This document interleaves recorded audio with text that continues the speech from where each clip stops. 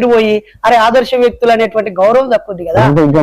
అన్నంలో రాళ్ళు రప్పలు ఉంటే తీసి పడేద్దాం. ఇక్కడ ఇంకో విషయం కూడా చెప్పాలి. ఏ బాబా మీరు మమ్మల్ని అదే క్వశ్చన్ చెప్తాను, అంబేద్కర్ గారిని అడ్డు పెట్టుకొని మీరు వ్యాపారం చేస్తున్నారని చెప్తాను. వ్యాపారం చేస్తున్నాను అక్కడికి అదే క్వశ్చన్. అంబేద్కర్ గారిని అడ్డు పెట్టుకొని అంబేద్కర్ గారి ఆశయాలకు వెన్నుపోట్లు ఓడిస్తున్న వాళ్ళని చెప్పులు కొట్టండి.